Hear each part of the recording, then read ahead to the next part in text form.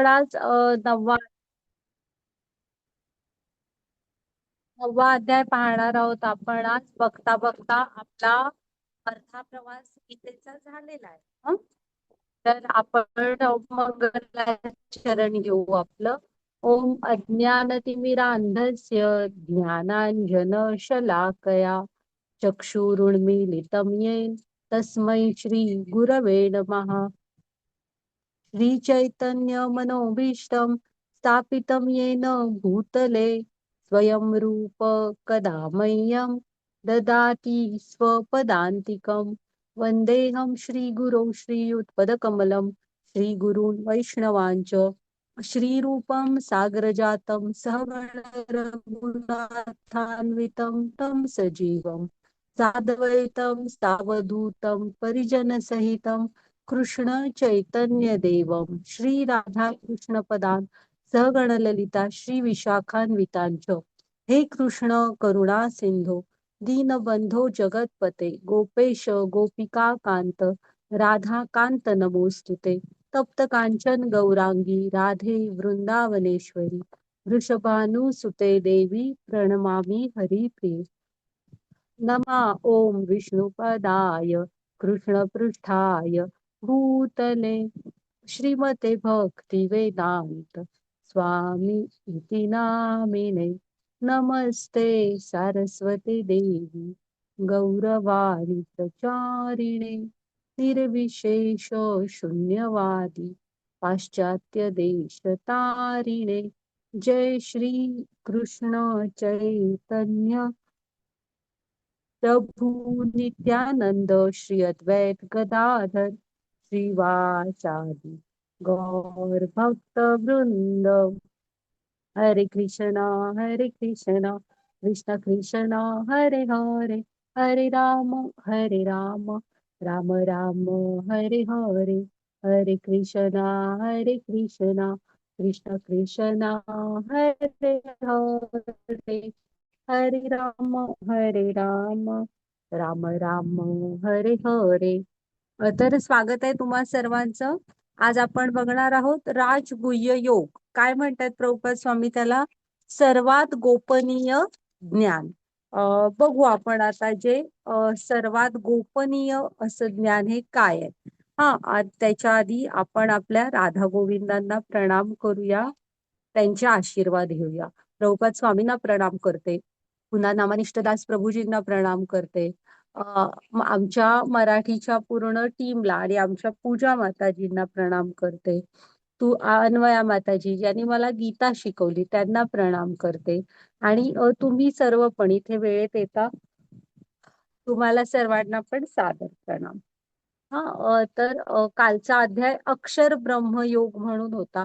आपण बघितलं की सुरुवातीलाच अर्जुनाने प्रश्न विचारले होते. आणि 7व्या अध्यायाच्या शेवटी कृष्णाने मृत्यूविषयी सांगितलं होतं. मग अर्जुनाला आणि थोडेसे प्रश्न पडले, ते शब्दांचे अर्थ पण कळत नव्हते.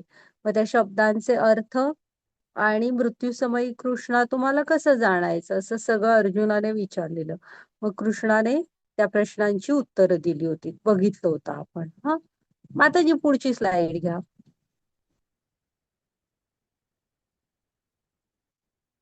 हे नरसिंह देव आहेत. कसं आहे, प्रणाम करूया त्यांना.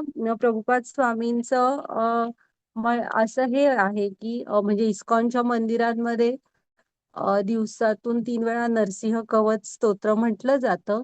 ह्या कलियुगात कसं आहे, पावली पावली धोके आहेत. आणि हे जे धोके आहेत ना, ह्यापासून नरसिंहदेव आपल्याला कवच देतात, सुरक्षा कवच. त्यामुळे ग्रुपवर पाठवतील माताजी. तुम्हाला पण कधी वाटलं काय असं धोका वगैरे किंवा काय संकट, तर तुम्ही पण अवश्य ते नरसिंह कवच स्तोत्र म्हणू शकता आणि नरसिंहांची प्रार्थना करू शकता. ते आपल्याला ह्या सगळ्यापासून सुरक्षा प्रदान करते. माताजी पुढची स्लाइड घ्या. तर आहे ना, हा जो अध्याय आहे ना, ह्याच्यामध्ये आता गुह्य काय काय ज्ञान. ऍक्च्युली त्याच्या आधीच्या कालच्या अध्यायातले तर इथे काय झालं ते हे नाही आहे ती स्लाइड, पण ठीक आहे. तर कालच्या अध्यायात मग आपण कृष्णाने काय सांगितलं की शेवटी तुम्ही माझं स्मरण कसं अचानक तर होणार नाही. तर आपल्याला त्याचा नित्य सराव करावा लागेल. आपल्याला कृष्णांशी जोडलेलं राहावं लागणार. त्याच्यासाठी आपण भीष्मांचं उदाहरण बघितलं होतं आणि अजामिळची गोष्ट बघितली होती. आणि जर का आपण त्यांची नाही काढलो, ज्यांची आठवण काढू त्यांच्या धामांना जाईल. हा, असा तो कालचा अध्याय होता. आणि आपण हे बघितलं होतं, ते एक थोडं लक्षात ठेवा. गोलोक चार्ट बघितला होता.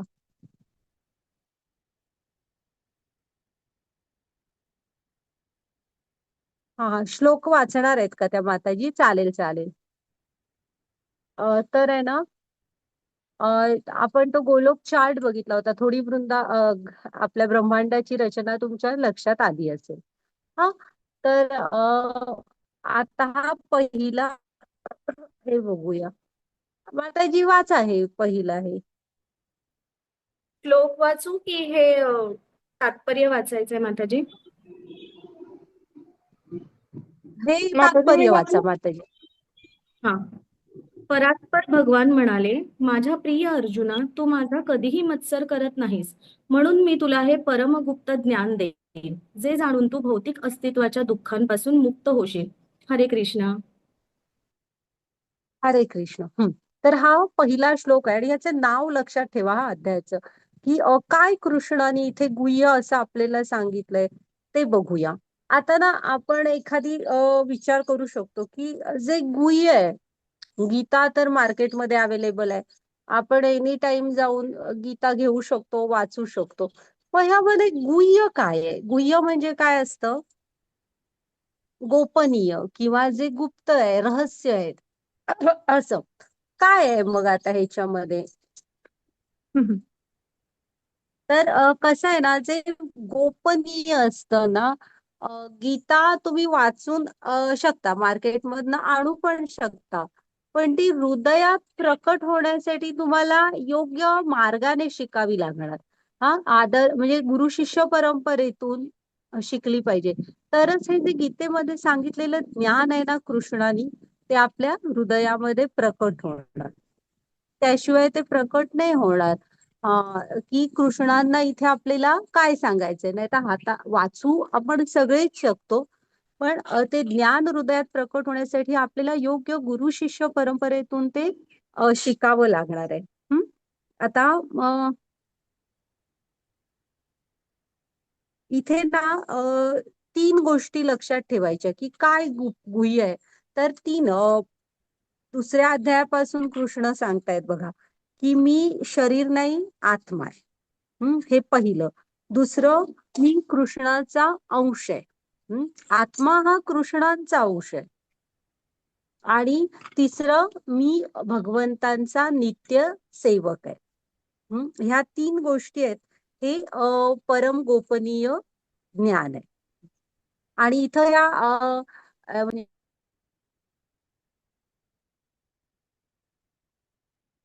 पहिला एकच मिनिट. ह्याच्या म्हणजे गुह्यतमम असं कृष्णाने सांगितलेलं आहे, की हे पहिलं गुह्यतरम आणि गुह्यतम असं, म्हणजे हे सर्वात गोपनीय ज्ञान आहे. हा, तर ह्या तीन गोष्टी तुम्ही म्हणजे सगळी गीता शिकलात आणि तुम्ही ह्या तीन गोष्टी नाही उमगल्या तुम्हाला, अशा प्रकारे आपण कृष्णांशी जोडू नाही शकलो, तर मग आपण गीता शिकलो नाही. तर आता इथे प्रत्येक श्लोकातल्या ह्या शब्दाकडे लक्ष द्या. प्रिय अर्जुना, मी म्हणजे का देतायत कृष्ण अर्जुनाला हे ज्ञान? तर तू कधीही माझा मत्सर करीत नाहीस, म्हणून मी तुला हे.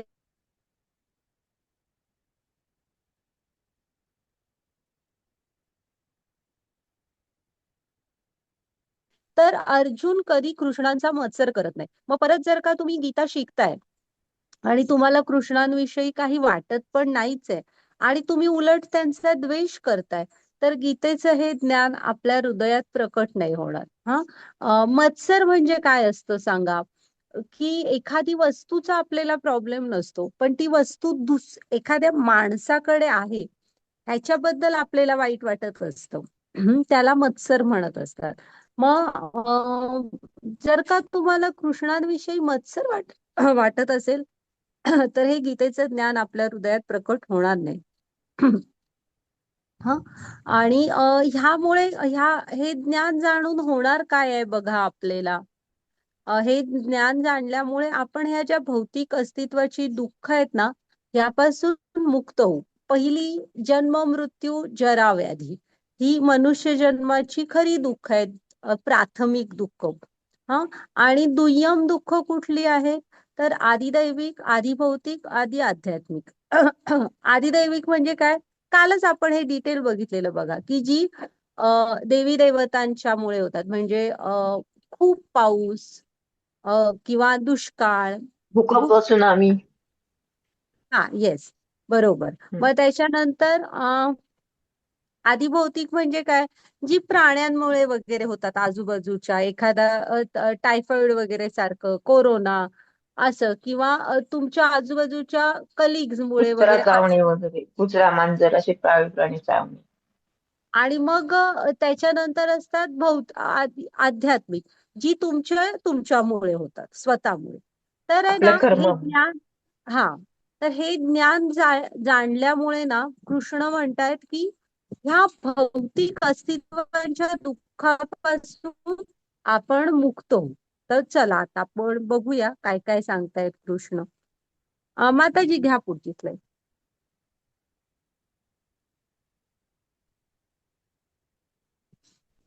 वाचा. राजविद्या राजगुह्यं पवित्रमिदमुत्तमं प्रत्यक्षावगमन धर्म्यं सुसुखं कर्तुमव्ययम्. सर्व गोपनीय ज्ञानात अत्यंत गोपनीय असे हे ज्ञान म्हणजे सर्व ज्ञानांचा राजा आहे. हे अत्यंत पवित्र ज्ञान आहे आणि ते अनुभवजन्य प्रत्यक्ष आत्मज्ञान देणारे असल्यामुळे ते धर्माची परिपूर्णता आहे. हे ज्ञान अविनाशी आणि आचरण करण्यास अत्यंत सुखकारक आहे. हरे कृष्ण. हा, तर हे ज्ञान कसं आहे बघा, अत्यंत गोपनीय आहे. हा. गुह्यतमम म्हटलेलं आहे त्यांनी त्याला. मग त्याच्यानंतर ज्ञानांचा राजा आहे. हा, हे ज्ञान राजयोग, राजविद्या आहे. म्हणजे हे सर्व ज्ञानांचा राजा आहे.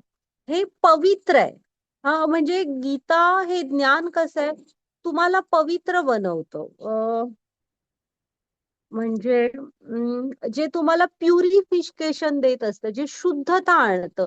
जर का खरोखर योग्य प्रकारे शिकलो आणि तुम्ही पण प्रामाणिकपणे शिकलात ना, तर हे आपल्याला पवित्र, प्युरिटी करत जातं, तुमच्यामध्ये शुची आणत जातं हे ज्ञान. हा, असं हे पवित्र आहे. आणि असं नाही की ऐकलो शिकलो कधी संबंध आला नाही विसरलो पण.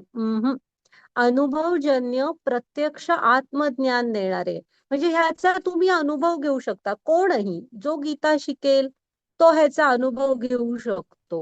हा, आत्मज्ञान देणारे. आत्मज्ञान म्हणजे काय, आता मगाशी म्हंटल ना मी तुम्हाला त्या 3 गोष्टी, की मी शरीर नाही, आत्मा आहे. भगवंतांचा अंश आहे आणि मी त्यांचा नित्य सेवक आहे, ह्याला म्हणायचं आत्मज्ञान. तर आपण ह्याचा अनुभव घेऊ शकतो.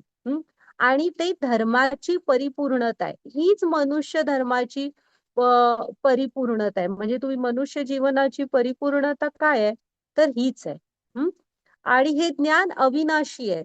म्हणजे हे आपल्या बरोबर आपण मिळवलेलं ज्ञान कसं असतं माहित आहे. आपण आता एका सर्टन, म्हणजे तुम्ही डॉक्टर आहात, आर्किटेक्ट आहात वगैरे, तर आपण ह्या सगळ्या गोष्टी किती एक 70-75 वयापर्यंत जास्तीत जास्त करू शकू. मग त्याच्यानंतर काय होतं, हळूहळू थोडं हळूहळू म्हातारपणाकडे जसं आपण झुकतो तसं विसरायला वगैरे होतं आणि शरीर साथ देत नाही. आणि पुढं पण पुढच्या जन्मात काय आपल्याला हे लक्षात नसतं, आपलं मागचे स्किल्स. हा, पण हे जे ज्ञान आहे ना गीतेचं, हे ज्ञान मात्र अविनाशी आहे. भरत महाराजांची गोष्ट बघितलेली बघा. हरणाचा जन्म मिळाला, आपलं हे लक्षात होतं की आपण काय होतो आणि कसं कसं मग मृत्यूसमयी हरणाचा विचार केला, त्यामुळे हरणाचं शरीर मिळालं. त्यामुळे त्यांना लक्षात होतं आपण कोण होतो. त्यामुळे त्यांनी पुढच्या जन्मात अजिबात इकडे तिकडे दुसरं काही केलं नाही. ते फक्त भक्तीच्या मार्गावर राहिले. आणि मग त्याच्यानंतर जड भरत त्यांच्या ऋषींचा जन्म मिळाला आणि मग उद्धार झाला. तर असं हे ज्ञान आपल्या बरोबर ना मोजलं जातं, पुढं येत असतं हा आपल्या बरोबर. आणि त्याच्या पुढे बघा आचरण करण्यास अत्यंत सुखकारक आहे. कसं आहे बघा ते, की खूप अवघड असं काय सांगितलेलं नाहीये की त्यासाठी तुम्हाला सगळं सोडून कुठंतरी एकटं राहायचंय, खूप अवघड काहीतरी सांगितलंय की जे म्हणजे शरीराला क्लेशकारक आहे वगैरे. असं काही नाही, आचरण करण्यास अत्यंत सुखकारक आहे. हे कृष्णच म्हणतायत. जप करायला सांगितलेलं आहे, मुख्य म्हणजे नामाचा महिमा. तर आता कारण कलियुगाचा धर्मच आहे तुम्ही हरी नाम जप. तर त्याला खूप स्ट्रिक्ट असे काही नियम पण नाहीत. जपमाळ घ्या, थोडीशी निवांत जागा कुठेतरी घरात बघा, कोणत्याही दिशेला तोंड करा, दिवसाची वेळ कोणतीही असू दे आणि तुम्ही जप करू शकता. आणि भगवंतांच्या दुसरं काय, आपण भक्ती, भक्ती म्हणजे काय, भगवंतांची दिव्य प्रेममय सेवा ती कोणत्याही स्वरूपात करा, ज्या स्वरूपात तुम्हाला जमते तशी करा. आचरण करण्यास अत्यंत सुखकारक आहे. माताजी घ्या पुढची slide.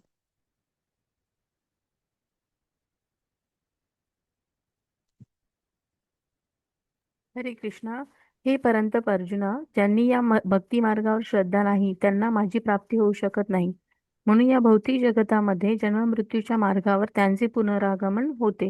हरे कृष्णा.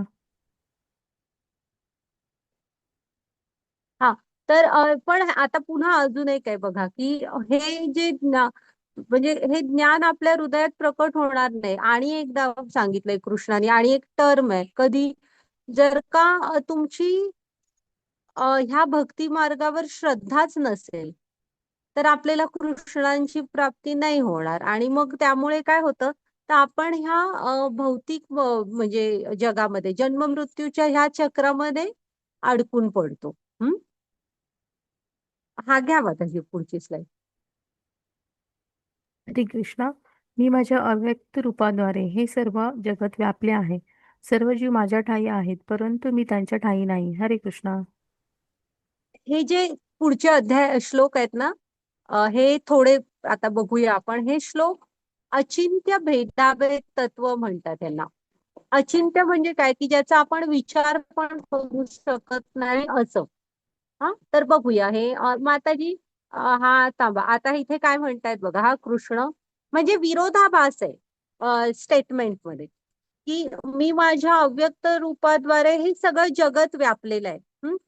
आता कालच आपण बघितलं ना, आठवतात का, पहिल्यांदा महाविष्णू, मग गर्भोदकशाही विष्णू आणि मग क्षीरोदकशाही विष्णू. आणि क्षीरोदकशाही विष्णू चैतना रूपाने चराचरामध्ये सामावलेले आहेत, होय की नाही. मग ते म्हणतायत बघा तिथे, की मी माझ्या अव्यक्त रूपाद्वारे हे सर्व जगत व्यापलेलं आहे. हा, सर्व जीव माझ्या ठायी स्थित आहेत. हा, ते पण बरोबर आहे, सगळ्याचा उगम त्यांच्यामधूनच होतो, परंतु मी त्यांच्या ठायी नाही. म्हणजे ही दोन विरोधाभास झाले, की सगळी जण त्यांच्यामध्ये स्थित आहोत आपण, पण ते इथे नाहीयेत असं का म्हणतायत. आता पुढची पण बघूया.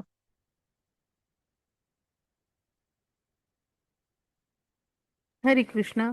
तरी सर्व सृष्ट पदार्थ माझ्यामध्ये स्थित नाही. माझे हे योग ऐश्वर्य पहा. जरी सर्व जीवांचा पालन पोषण करता आणि सर्वव्यापी मी आहे, तरी सुद्धा मी या व्यक्त सृष्टीचा अंश नाही. मी स्वतः सर्व सृष्टीचे उगमस्थान आहे. जसा प्रबळ वारा सर्वत्र वाहतो, नेहमी आकाशात विसावतो, त्याचप्रमाणे सर्व प्राणी माझ्यामध्ये विसावतात. हे जाणून घ्या. हरे कृष्णा. पुढची स्लाइड बघा माताजी, हे इथपर्यंतच असणार आहे. एकच मिनिट. हा हा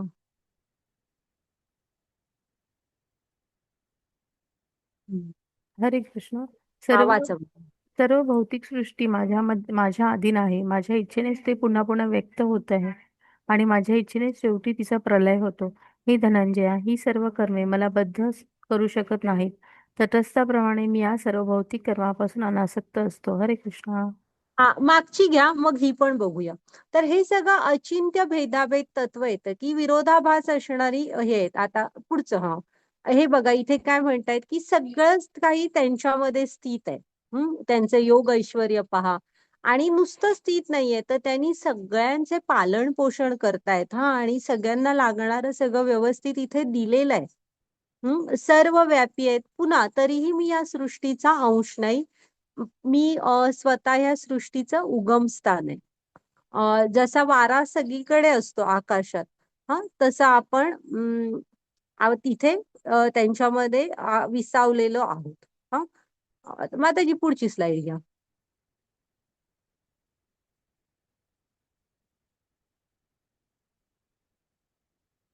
माझ्या अधीन ही भौतिक सृष्टी आहे. त्यांच्या आपण हे आधी काल पण बघितलं की कृष्णाने सांगितलं की माझ्याच इच्छेने ही पुन्हा पुन्हा प्रकट होत असते आणि प्रलय होत असतो. हे महाविष्णू त्यांच्या उच्छ्वासातून करोडो ब्रह्मांड बाहेर पडतात आणि त्यांनी श्वास आत घेतला की परत ती ब्रह्मांड त्यांच्या आत सामावली जातात. तर आहे ना, एक राजा असतो बघा, एक राजा ज्याने हे सगळं त्यांचं तो बघतो की त्याचं राज्य खूप लांबपर्यंत पसरलेलं असलं तरी अगदी शेवटच्या टोकापर्यंतच्या गावांपर्यंत सुद्धा त्याची जेवढी सीमा आहे तिथपर्यंत आपली कायदा सुव्यवस्था सगळ्या सोयी नागरिकांना प्रशासन हे सगळं पोहोचेल असं बघितलेलं असतं. पण तो राजा म्हणजे ते राजाचंच राज्य असतं, त्यानेच सगळं व्यवस्था लावून दिलेली असते. पण तो राजा तिथं प्रत्यक्षात प्रत्येकाच्या घरात नसतो. पण ते राज्य कुणाचं, त्या राजाचंच असतं ना.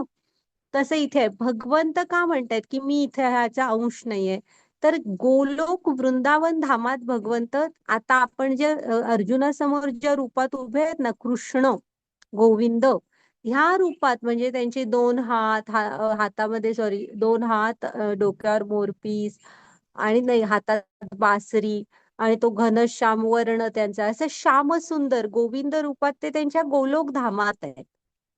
म्हणून ते म्हणतात तिकडे आहेत ते तसे. आणि पुढं जे आहेत ना त्यांचे विस्तार होत होत महाविष्णू गर्भोदकशाही विष्णू क्षीरोदकशाही विष्णू असे आहेत. म्हणून ते म्हणतात की मी या सृष्टीचा अंश नाहीये. जसं राजा हा त्याच्या राजधानीत असतो. ह्याला म्हणायचं अचिंत्य भेदाभेद तत्व. गोलोक वृंदावन धामामध्ये ते त्यांच्या श्यामसुंदर रूपामध्ये आहे. मूळ कृष्ण रूपात. आणि धनंजया ही सर्व कर्मे मला बद्ध करू शकत नाहीत. का करू शकत नाहीत कृष्णांना? कारण ते तटस्थ आहेत. त्यांना कशाचीही आसक्ती नाही, त्यामुळे कसलंच बंधन त्यांना लागत नाही कर्मफळांचं. ते मी तटस्थाप्रमाणे मी सर्व भौतिक कर्मापासून अनासक्त असतो. कारण ते मी मगाशी राजांचं उदाहरण दिलं तसं की राजाने तुम्हाला एका राज्याची सगळी सोय व्यवस्था लावून दिलेली आहे, पण नागरिक जे काय करतात कर्म त्यासाठी आपण एखाद्या राजाला कारणीभूत नाही ना धरू शकत. घ्या माताजी पुढची slide.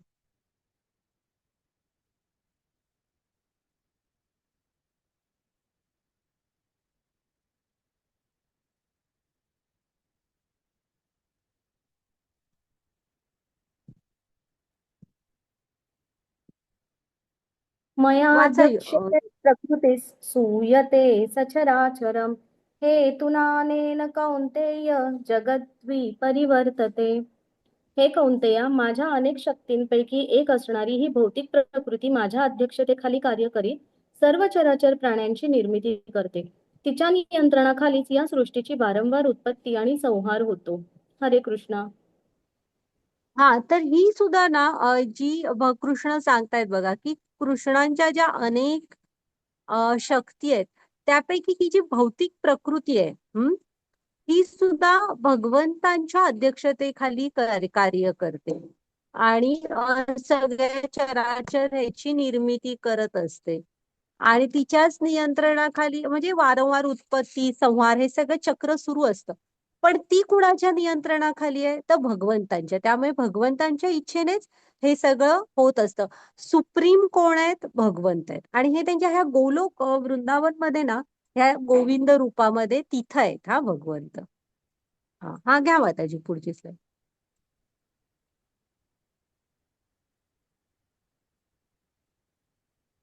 अवजानन्ति मां मूढा मानुषीं तनुमाश्रितं परं भावमजानन्तो मम भूतमहेश्वरम्. जेव्हा मी मानव सदृश रूपामध्ये अवतीर्ण होतो तेव्हा मूर्ख लोक माझा उपहास करतात. अस्तित्वातील सर्व वस्तूंचा परम अधीश्वर म्हणून माझे दिव्य रूप ते जाणत नाहीत. हरे कृष्णा. तर आहे ना आता तर आपण बघू रामायणामध्ये पण महाभारतामध्ये पण त्यांच्या भक्तानीच त्यांना ओळखलं बघा. नाहीतर खूप लोक त्यांना बघत होते भगवंतांना, हो की नाही? पण भगवंतांचं की हे भगवंत आहेत म्हणून फक्त भक्तच ओळखू शकले. हा आता इथे ते कृष्णच सांगतायत बघा, की ते जेव्हा आपल्यासारखे लीला करायला मानव सदृश रूपात अवतीर्ण होतात ना, तेव्हा मूर्ख लोक त्यांचा उपहास करतात. भक्त म्हणजे भगवंतांना कोण ओळखू शकतं? जे त्यांचे भक्त आहेत, जे ज्ञानात स्थित आहेत. हा नाही तर बाकीचे जे असतात ना, ते भगवंतांना ओळखू नाही शकत. त्यांची थट्टा मस्करी करणे वगैरे. हा तर आपल्याला भगवंतांना काय म्हणून ओळखायचंय? अस्तित्वातील सर्व वस्तूंचा परम अधीश्वर. ओके. अ, त्यासाठी आपण ज्ञान मिळवायला हवं. ज्ञानाची नजर आपल्याकडे यायला पाहिजे.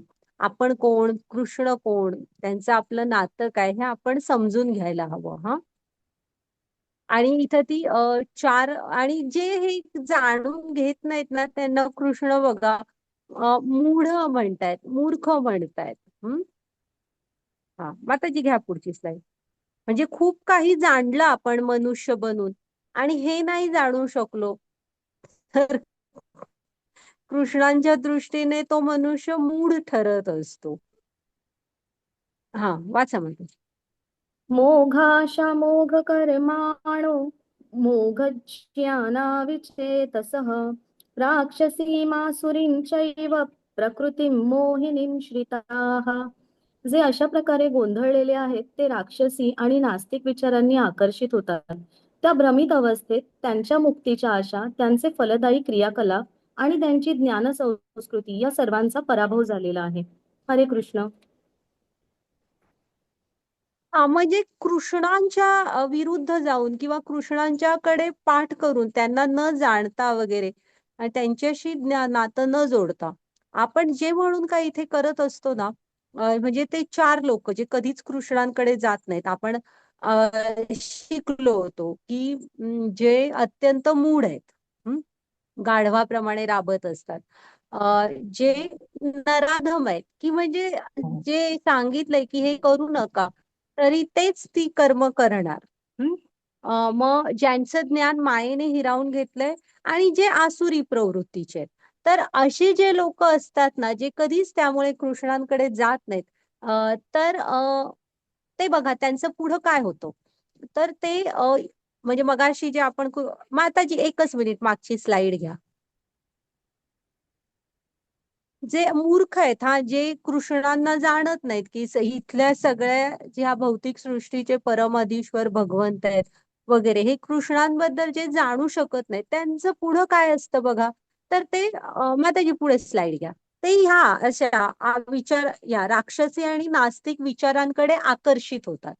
हा आणि त्या भ्रमित अवस्थेमध्ये ते जे म्हणून काय करतात, त्यांच्या मुक्तीच्या आशा, ते जे काय कर्म करतायत त्याची फळं, त्यांनी जे काय ज्ञान मिळवलं आणि विचार, त्यांची जे काय विचार ज्या दिशेने गेले ते रुजवले त्यांनी, ह्या सगळ्याचा कृष्ण म्हणतायत की पराभव झालेला असतो. तर तुम्ही जर का कृष्णांना नाही जाणू शकलात आणि त्यांच्या विरुद्ध गेलात तर राक्षसी आणि नास्तिक मतांकडे आकर्षिले जाता आणि मग पुढे हा असा प्रवास असतो आपला. हा मग घ्या माताजी पुढची स्लाइड. आता हे झालं एक मिनिट हा माताजी, हे आपण कुणाचं बघितलं त्या 2 श्लोकांमध्ये की जे कृष्णांकडे जात नाही ते. आता जे कृष्णांकडनं पूर्णपणे समर्पित असतात, शरण गेलेले असतात आणि जोडलेले असतात, अशांविषयी बघूया, महात्म्यांविषयी. वाचा मध्ये. महात्मानस्तु मां पार्थ दैवीं प्रकृतिमाश्रिताः भजन्त्यनन्यमनसो ज्ञात्वा भूतादिमव्ययम्.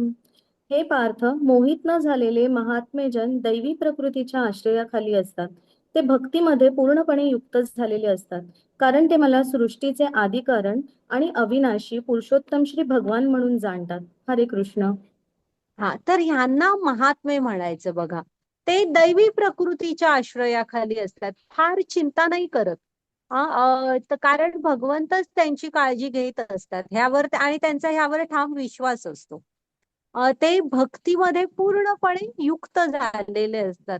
पूर्ण कृष्णांना शरण जाऊन ना पूर्णपणे भक्तीमध्ये स्वतः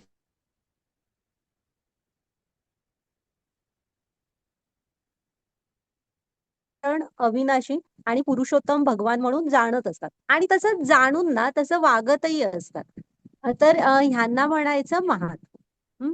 इथे हे माधवेंद्र पुरी आहेत.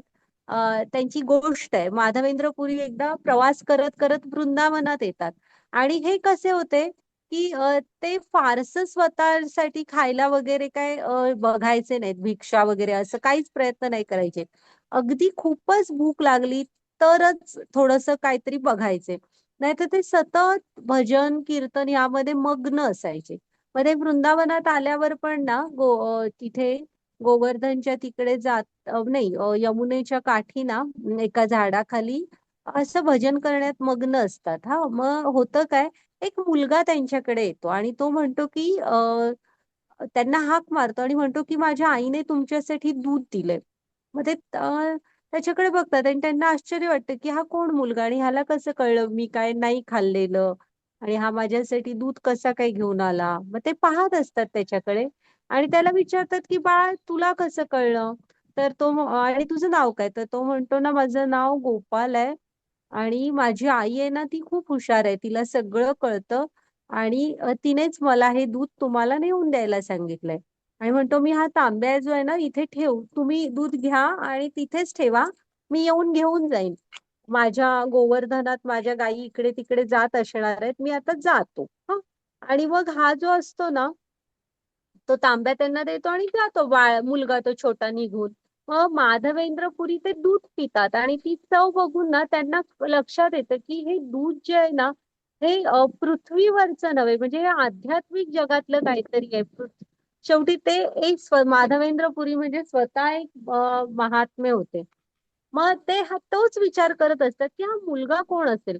असं करत ना रात्री जेव्हा झोपतात तेव्हा त्यांना एक स्वप्न पडतं. म्हणजे ऍक्च्युली अशा लोकांची झोप म्हणजे पण एक समाधीच असते. तर तोच मुलगा त्यांना दिसतो आणि ते म्हणतात की अरे तू मला ओळखलं नाहीस का. मी सकाळी तुला दूध द्यायला आलो होतो. तर ते हा कृष्ण असतात हा ते प्रत्यक्षात. तर ते बघतच बसतात. होय म्हणतात.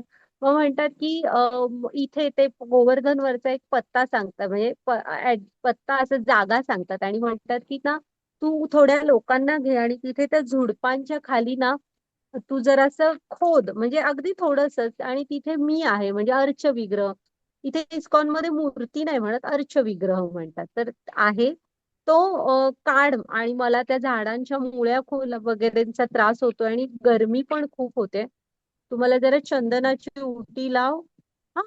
मग ते पटकन त्यांना जाग येते आणि ते पुढे त्याचाच विचार करत असतात. मग सकाळी आजूबाजूच्या लोकांशी बोलतात, तिथं जातात. तर खरंच म्हणजे जेव्हा मुस्लिमांनी आक्रमण वगैरे केलेलं असतं ना तर तो जो मंदिरातला पुजारी असतो ना त्याने गडबडीने ती मूर्ती तिथे लपवलेली असते. तर मग ते तिथनं काढतात, त्यांचा अभिषेक वगैरे करतात, चंदनाचा लेप देतात, प्रसाद वगैरे म्हणजे सगळ्या लोकांना प्रसाद बनवून वाटतात वगैरे. हा. तर असे जे महात्मे हा आणि मग पुढे माधवेंद्र पुरीनी तो अर्चविग्रह श्रीनाथजीला नाथद्वारेला ते श्रीनाथजी आहेत ना तो अर्चविग्रह जो माधवेंद्रपुरींना सापडला होता. तर असे असतात महात्मे जे दैवी प्रकृतीच्या आश्रयाखाली असतात.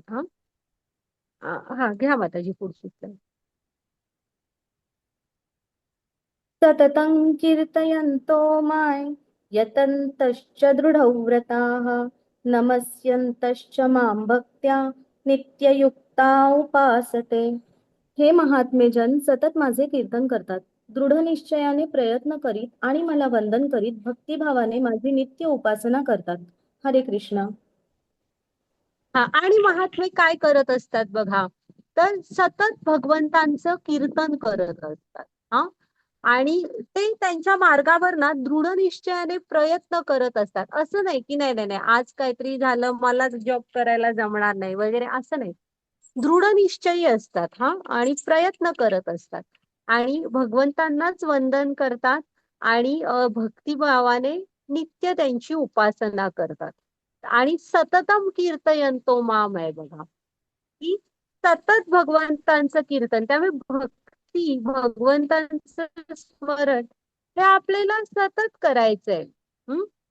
तर असे असतात महात्मे. ही महात्म्यांची लक्षणं आहेत, अशांना म्हणायचं महात्मा. हा, घ्या माताजी पुढची slide.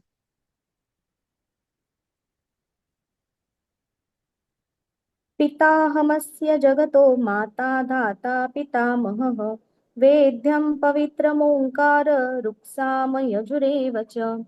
मी या जगताचा पिता, माता, आधार आणि पितामह आहे. मी ज्ञेय, शुद्धिकर्ता आणि ओंकार आहे. तसेच ऋग्वेद, सामवेद आणि यजुर्वेदही मीच आहे. हरे कृष्ण. हा, बघा कृष्ण आता काय काय आहेत बघा. कृष्ण ह्या जग आपले माता पिता, ह्या जगताचे आधार. पितामह म्हणजे आजोबा असं समजा तुम्ही.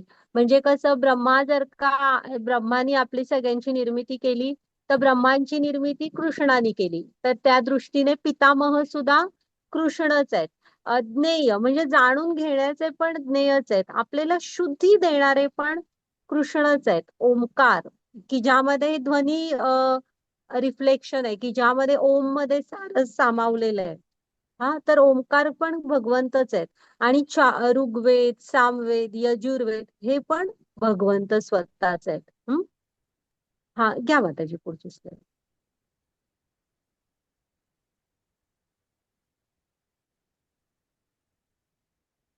मीच ध्येय, पोषणकर्ता, प्रभू, साक्षी, निवास, आश्रयस्थान आणि अत्यंत जिवलग मित्र आहे. उत्पत्ती आणि प्रलय, सर्वांचा आधार, विश्रामस्थान आणि अविनाशी बीजही मीच आहे.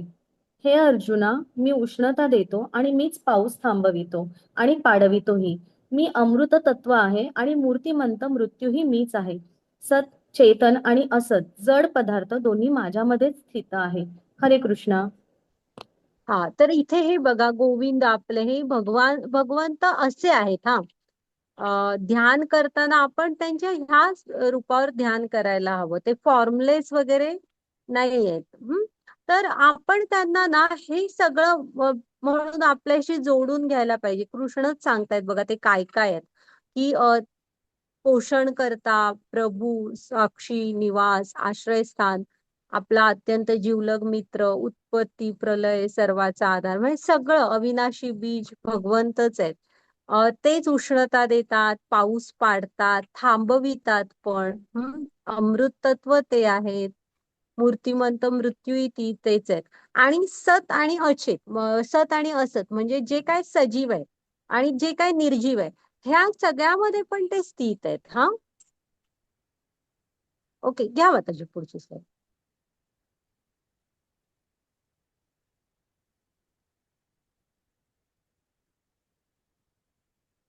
वेदाध्ययन करणारे आणि सोमरसाचे पान करणारे स्वर्ग लोकाची प्राप्ती करीत अप्रत्यक्षपणे माझेच पूजन करतात. असे पापकर्मापासून शुद्ध झालेले लोक इंद्राच्या पुण्य लोकामध्ये जन्म घेतात आणि त्या ठिकाणी ते देवांप्रमाणे दिव्य भोग उपभोगतात.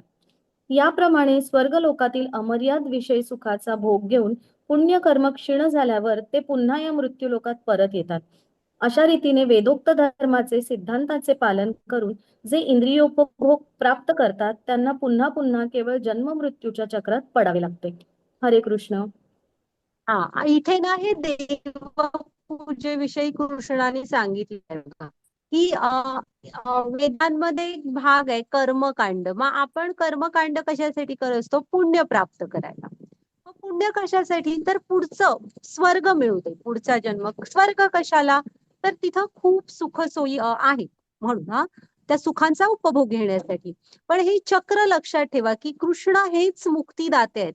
कारण होतं काय, आपण जर का देवी देवतांची उपासना पुण्यासाठी करत असतो, स्वर्ग प्राप्तीसाठी, तर तो नियम बघा आता लक्षात ठेवा. तुमचं मृत्यूनंतर पाहिलं जातं की आपलं पुण्य किती आहे. जर का ते स्वर्ग प्राप्त करण्या एवढं असलं तर पुढचा जन्म स्वर्गात मिळतो आणि आपण खूप काळ, भरपूर काळ आपण ती सुख उपभोगतो. हा, पण जेव्हा पुण्य संपतं, तेव्हा आपल्याला स्वर्गातून पुन्हा पृथ्वीवर जन्म मिळतो. आणि तुम्हाला ती पुण्य परत म्हणजे तो जो मनुष्य जन्म मिळणार त्यामध्ये जर का तुम्ही पुन्हा स्वर्गात जाण्या एवढं पुण्य गोळा केलं तर पुढचा जन्म तुम्हाला पुन्हा स्वर्गात मिळेल. किंवा तुमच्या कर्माप्रमाणे तो पुढचा जन्म कुठला पण मिळेल. आणि समजा जरी पुढच्या जन्मात गेलाच स्वर्गामध्ये तरी पुन्हा तेच की पुण्य क्षीण झालं की ते गोळा करायला आपल्याला पृथ्वीवर जन्म घ्यावा लागणार. तर असं हे चक्र आहे. तिथे त्यांनी जायंट व्हील दाखवलंय बघा. हा. आणि भक्ती भगवंतांची कशी आहे ती ह्या आपल्याला जन्ममृत्यूच्या चक्रातूनच मोकळं करते अशी भगवंतांची भक्ती आहे. आणि देवी देवतांची उपासना आहे ना थोडस आमच्या भागवतांच्या प्रभूजींनी एक उदाहरण दिलेलं की एखादा मित्र आहे तुमचा हा आणि जो तुमच्याकडे येतो गोड गोड बोलतो तुम्हाला चांगलं वगैरे म्हणतो आणि प्रत्येक वेळेस आला की थोडे पैसे उधार द्या म्हणतो मला. असं आपल्याला किती वेळ बरा वाटणार तो मग आपण हळूहळू टाळूच ना त्याला.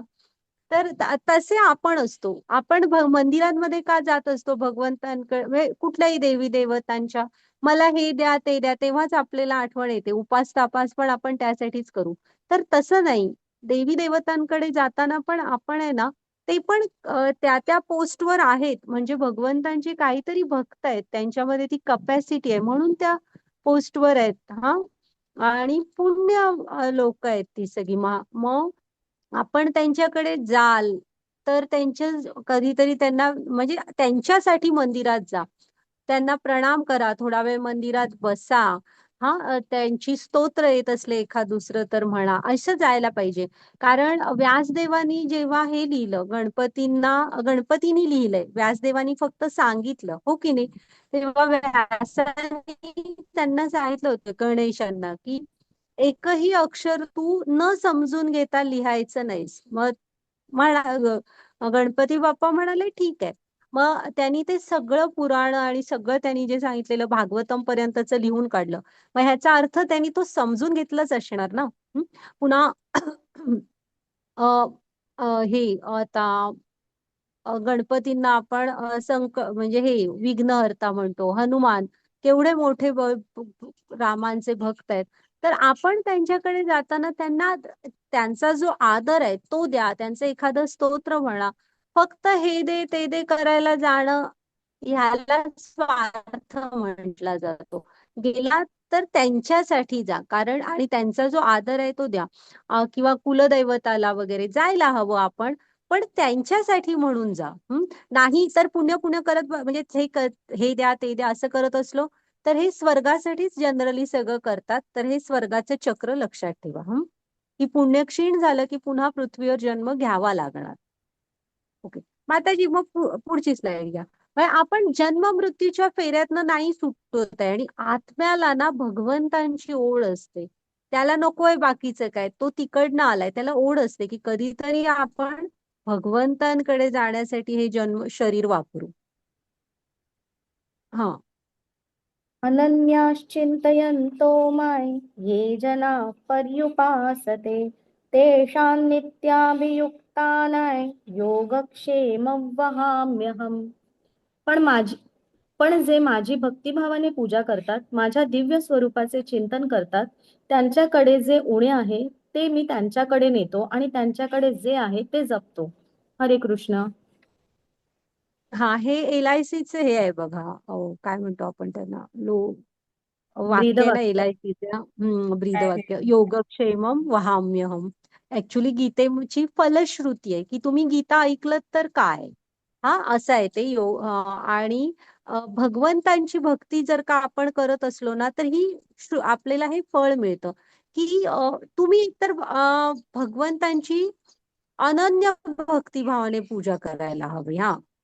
म्हणजे आज कृष्ण काम झालं की विसरलो असं नाही. अनन्य म्हणजे दुसरं कोण नाही कृष्ण अशीच.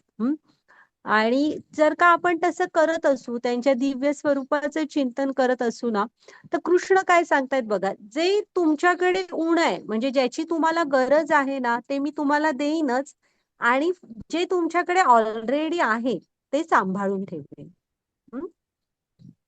घ्या माताजी पुढची slide. येऽप्यन्यदेवता भक्ता यजन्ते श्रद्धयान्विताः तेऽपि मामेव कौन्तेय यजन्त्यविधिपूर्वकम्.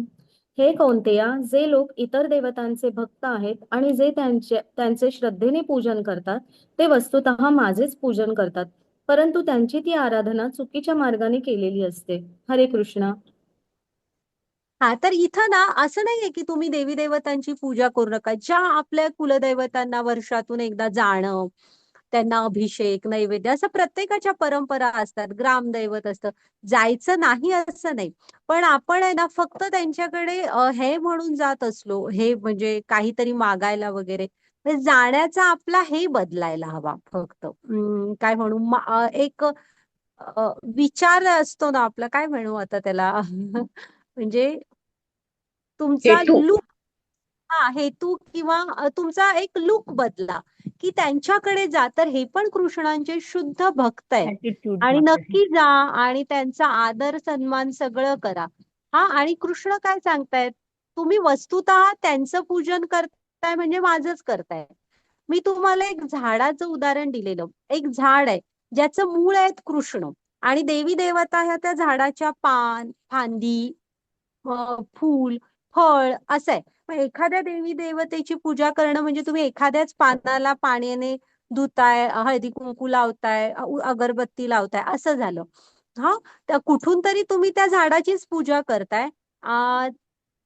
आणि जर का आपण कृष्णांची पूजा म्हणजे पूजा नाही, कृष्णांची भक्ती केली ना, तर झाडाच्या मुळाचीच होणार. त्यामुळे मुळालाच पोषण मिळालं तर सगळे पान, फूल, फळ सगळी जण आनंदी असणार आहेत. म्हणजे ना देवी देवतांची पूजा करणं म्हणजे थोडंसं वळसा घालून असतं.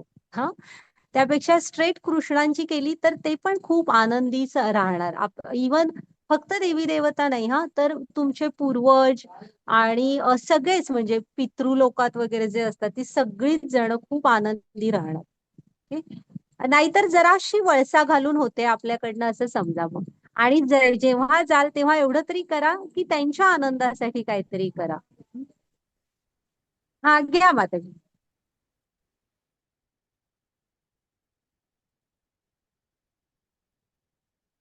यान्ति देवव्रता देवान् पितॄन्यान्ति पितृव्रताः भूतानि यान्ति भूतेज्या यान्ति मध्याजिनोऽपि माम्. जे देवतांची पूजा करतात ते देवतांमध्ये जन्म घेतील. जे भूत आणि आत्मा यांची पूजा करतात ते अशा प्राण्यांमध्ये जन्म घेतील. जे पूर्वजांची पूजा करतात ते पूर्वजांकडे जातात आणि जे माझी उपासना करतात ते माझ्या बरोबर राहतील. हरे कृष्ण. इथून जाणार. हा. तर हे बघा, हा हा एक नियम आहे. गीता आपल्याला सिद्धांत देते. हा, तर माताजी स्क्रीनवर हे आलं तर तुम्ही ज्या देवतेची उपासना करताना त्याचं धाम तुम्ही प्राप्त करत असता. जर का भूत आत्मा ह्यांची पूजा करत असाल तर पुढच्या जन्मी त्या लोकांमध्ये जाणार. हा, आणि पितरांची पूर्वजांची करत असाल तर पुढच्या जन्मात पितृलोकात.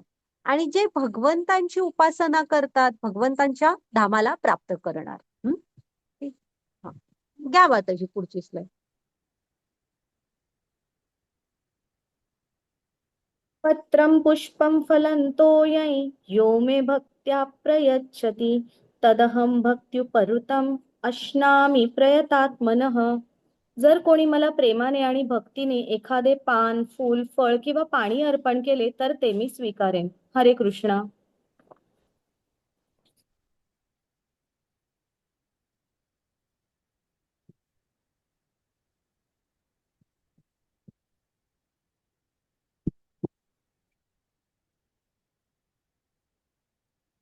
सॉरी, हा पाऊस आलाय मोठा. ते मला जरा कपडे वाळत घातलेले ना, कडी काढायची होती. अ, आवाज येतोय ना माताजी? पाऊस आलाय हा मोठा आमच्याकडे. हा माताजी हो हो, आवाज येतोय. आलाय सर. आता जर का आला नाही तर हा श्लोक आहे ना 9.26 तुम्ही सर्वांनी पाठ करा. म्हणजे बेसिक गीतेचे श्लोक आहेत जे आपल्याला माहित हवे, जीवनात उतरवायचे. तर हे बघा, हा की आता समजा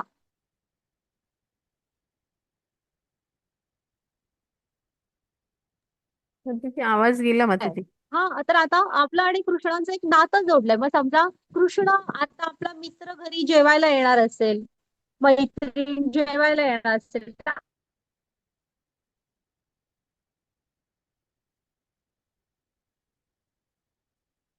हा, तसं किंवा ती पण सांगते, हा हा मला आता तेच कर तू, म्हणून मला आवडतं तुझ्या हातचं.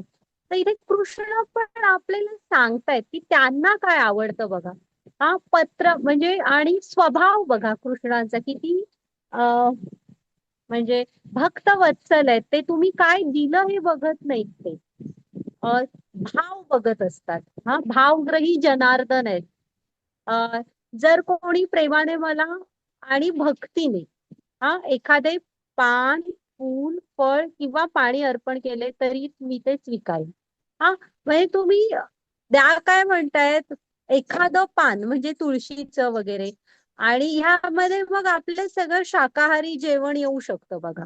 हा, ह्या की वनस्पती वर्गीय. मग झालं.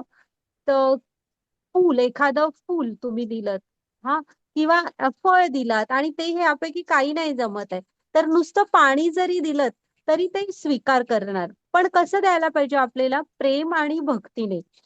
खूप काय काय दिलं पण प्रेम आणि भक्ती नसेल तर भगवंत नाही बघत त्याच्याकडे, ते त्याचा भाव बघत असतात. हा, त्यामुळे आपण भगवंतांना काही अर्पण करायचं असलं ना, तर त्याच्या मागे आपलं प्रेम आणि भक्ती हवी. आणि मग तुम्ही एखादं फळ, फूल किंवा पाणी जरी दिलं तरी भगवंतांना बास आहे. ओके? हा माताजी, हे इथे नैवेद्य दाखवतायत बघा. माताजी आज तुम्ही पाठवा हा ग्रुपवर प्रसाद, म्हणजे भगवंतांना नैवेद्य कसा हे करायचा. तर ऍक्च्युली तुम्ही काहीही भगवंतांना ठेवाल ना, तर तुळशीचा पान ठेवा, त्याशिवाय भगवंत नाही स्वीकार करत. आणि आपण जे रोज जेवण बनवतो ना, ते ताटात घ्या. त्याच्या प्रत्येक पदार्थ तो, आणि त्याच्यावर तुळशीचं पान ठेवा, भगवंतांसमोर ठेवा. आणि मग त्याच्यानंतर थोडा वेळ, म्हणजे खोली असली तर दार लावून घ्या, आणि पडदा असेल तर मग पडदा पाडा, आणि एक काही मिनिटं, म्हणजे एक 5-10 मिनिटानंतर ते आणा परत. आणि मग होतं तसं पातेल्यांमध्ये ठेवा, मिसळा. म्हणजे काय होतं, तो प्रसाद बनतो, तुम्ही जे अन्न बनवलंय ते. आणि घरातल्या सगळ्यांनाच प्रसादाचं खाल्ल्याचं हे मिळतं पुण्य, म्हणजे सगळ्यांनाच तो प्रसाद मिळतो. हम्म. आणि पण माताजी पाठवतील तुम्हाला भगवंतांना कसं हे करावं. आणि भगवंतांचं नाव आहे की विश्वंभर, विश्वाचं भरण पोषण करणारे आहेत ते. हा, त्यामुळे आपण पण त्यांना त्यांनी जे दिलंय ते अर्पण करून खायला हवं. हं? हा पण श्लोक सगळ्यांनी लक्षात ठेवा, 27वा. वाचा माताजी. यत्करोषि यदश्नासि यज्जुहोषि ददासि यत्तपस्येसि कौन्तेय तत्कुरुष्व मदार्पणम्.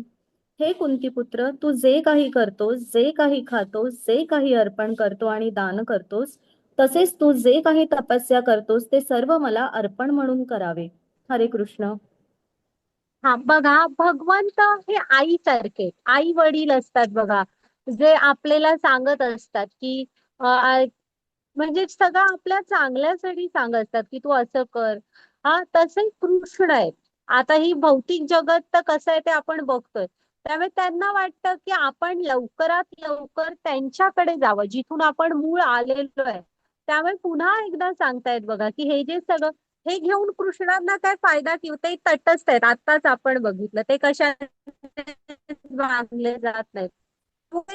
हे जे आपल्या यासाठी आहे की आपण जन्ममृत्यूच्या चक्रातनं बाहेर पडावं, की तू जे काही करतोस, खातोस, जे काही दान करतोस, ते सगळं तपस्या करतो, हे सगळं आपण त्यांना अर्पण करायला हवं. की जसे आपले आई वडील वगैरे सांगत असतात आपल्याला की शाळेला जाताना असं जा, हा वगैरे तसं. वाचा वाचा. समोहं सर्वभूतेषु न मे द्वेष्योऽस्ति न प्रियः। ये भजन्ति तु मां भक्त्या मयि ते तेषु चाप्यहम्। मी कोणाचा द्वेष करीत नाही, तसेच कोणाशी पक्षपातही करीत नाही. सर्वजण मला सारखेच आहेत, परंतु जो कोणी भक्तिभावाने माझी सेवा करतो तो माझा मित्र आहे. माझ्या ठायी स्थित आहे आणि मी सुद्धा त्याचा मित्र आहे. हरे कृष्ण. आता बघा हा भगवंत कसे आहेत बघा, ते सम आहेत सगळ्यांशी. कुणाच्या म्हणजे असं नाहीये की भगवंतांना हे आपलं असतं ना, हा मला आवडतो, हा माझा मित्र आहे, तो माझा मित्र आहे, असं नाही. भगवंत कुणाचाच द्वेष करत नाहीत, कोणाशीच पक्षपात करत नाहीत. हा, सर्वजण त्यांना समान आहेत. हा, पण जे त्यांच्याशी भक्तीचं नातं जोडतात ना, भक्तिभावाने भगवंतांची सेवा करतात, त्याला भगवंत आपला आपला मानतात, म्हणजे आपला मित्र. आणि मी त्यांच्या स्थायी, मी माझ्या ठायी स्थित आहे आणि मी थांबा, एक भक्तिभावाने माझी सेवा करतो, हा तो माझा मित्र आहे, माझ्या ठायी स्थित आहे आणि मी सुद्धा त्याचा मित्र आहे. म्हणजे ना, सर्वांविषयी सम आहेत ते. पण जे त्यांच्याशी भक्ती सेवेने जोडले जातात त्यांना ते आपलं मित्र मानतात. हा, मग आता तुम्ही इथे म्हणाल की म्हणजे फक्त भक्तच प्रिय आहेत का त्यांना, बाकीचे नाहीत का? तर इथे बघा, कुणालाही त्यांनी भक्त व्हायला थांबवलेलं नाहीये. कोणही, अगदी मनुष्यच नाही, प्राणी, झाडं बिडं सुद्धा जर का भक्तीने त्यांच्याशी जोडली गेली तर कृष्णाने त्यांना आपलंच समजलेलं आहे. हा, इथं कुणालाही भक्तीमध्ये यायला बंधन नाहीये, कसलंच बंधन नाहीये. पूर्ण पूर्ण फ्रीडम आहे, तुम्ही कोणही या मार्गावर चालू शकता आणि भगवंतांचे प्रिय बनू शकता. ओके. आणि जरी नसला तरी कृष्णांना कुणाविषयीच राग वगैरे असं नाही, सगळ्यांविषयीच प्रेम आहे. पण भक्तांविषयी जरा राणी आहे. मग कुणी अडवलेलं नाही आपल्याला भक्त बनण्यापासून. घ्या पाहिजे पुढची स्लाइड.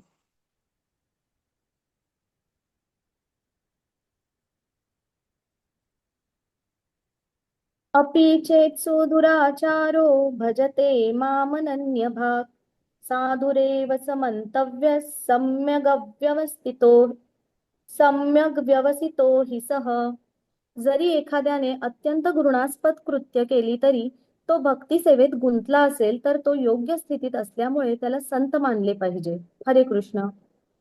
हा, इथं आहे ना, तुम्ही भूतकाळ बघू नका. हा, एखादा माणूस भक्तीमध्ये जोडला गेलाय, मग जेव्हा त्याला भक्तीविषयी काय जास्त माहित नव्हतं, हा, तेव्हा त्याच्या हातनं चुकीची कृत्य झाली असतील, तरी आपण तो भूतकाळ नाही बघितलेला पाहिजे. तो आता सुधारलाय आणि टोटल शुद्ध भक्त झालाय, तर तिथून पुढचं बघायला पाहिजे. हा, इथं हे जगाई मदाईचं उदाहरण आहे, आपण गोष्ट त्यांची पुढे बघू. पण एका माताजीनी मला विचारलं होतं बघा, माताजी, हा 9.30 श्लोक लक्षात ठेवा तू.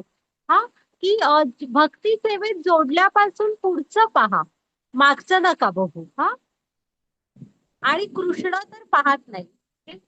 हा, घ्या माताजी पुढची slide. त्याचा ना भक्ती सेवेतला भाव महत्वाचा असतो.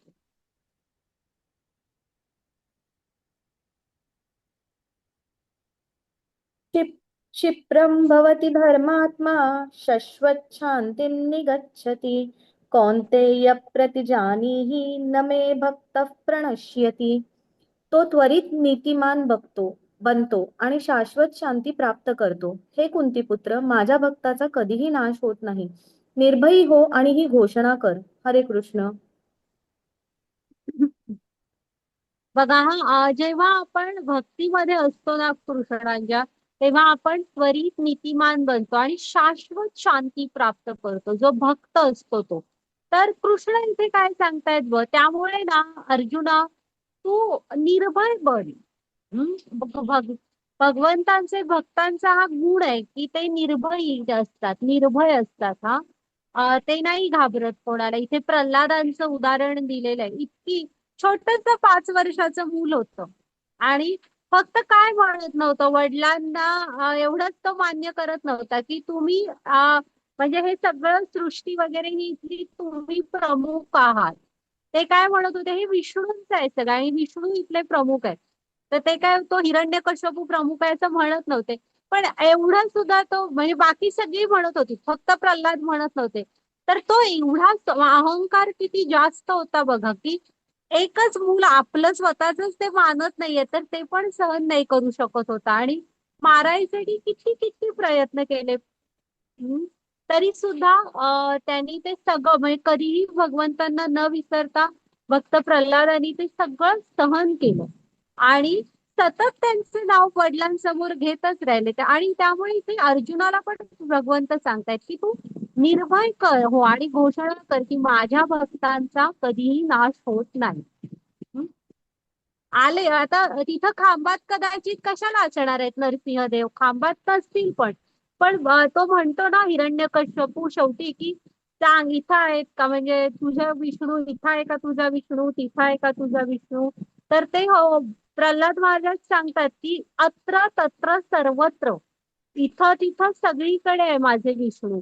मग ते म्हणतात की ठीक आहे, तो म्हणतो की एक खांब दाखवतो ह्याच्यामध्ये आहेत का तुझे विष्णू.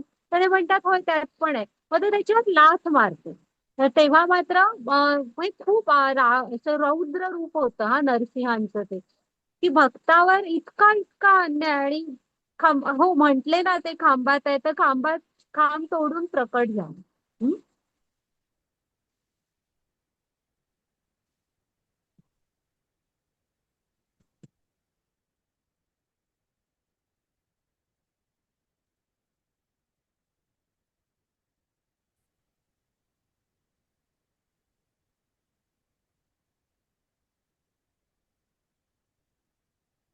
मां हि पार्थ व्यपाश्रित्य येति स्युः पापयोनयः स्त्रियो वैश्यास्तथा शूद्रास्तेति यान्ति परां गतिम्. हे पृथेच्या पुत्रा, जे माझा आश्रय घेतात, जरी ते निम्न जन्माचे असले तरी स्त्रिया, वैश्य तसेच शूद्र सर्वोच्च स्थानापर्यंत पोहोचू शकतात. हरे कृष्ण. हरे कृष्ण.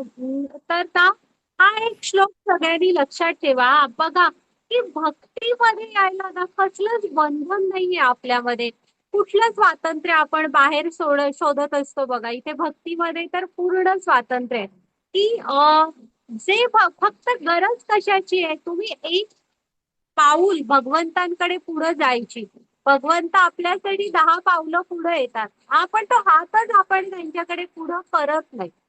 तर इथे बघा तुम्ही जे कोण भगवंतांचा आश्रय घेतात मग ते तुम्ही कुठले म्हणजे स्त्री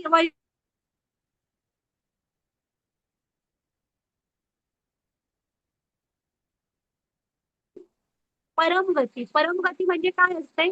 भगवंतांची भक्ती, भगवंतांची धाम.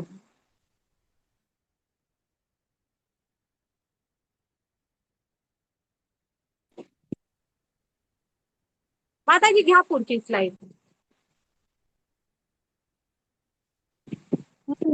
मन्मना मन्मना भव मद्भक्तो मध्याजी मां नमस्कुरु मामे वैश्यसि युक्त्वैवम् आत्मानं मत्परायणः. आपले मन सदैव माझे चिंतन करण्यामध्ये युक्त कर. माझा भक्त हो, मला नमस्कार कर आणि माझे पूजन कर. माझ्यामध्ये पूर्णपणे रममाण झाल्याने तू निश्चितच मला प्राप्त होशील. हरे कृष्ण. हरे कृष्ण. तर आहे ना हा 9.34 श्लोक सगळ्यांनी पाठ करा हा.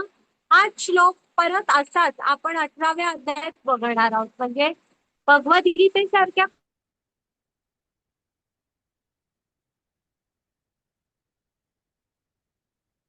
बघा तो. हा तर हा मार्ग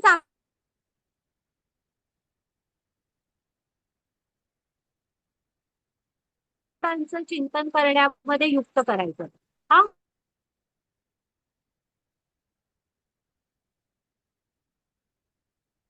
अशा रीतीने जेव्हा भगवंतांमध्ये पूर्णपणे रममाण होऊ तर निश्चितच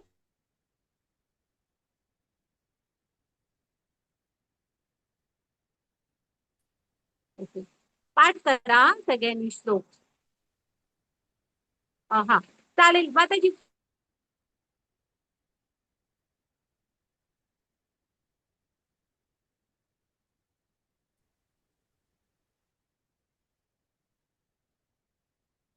आवाज गेलाय माताजी. व्हिडिओ स्टॉप करते, आवाज येणार नाही.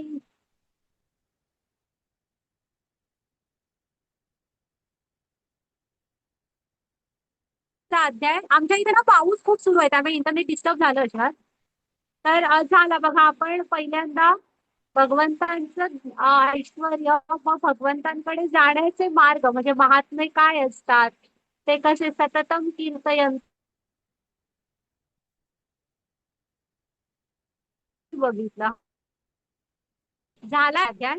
माताजी तुम्ही रेकॉर्डिंग स्टॉप करा. हरे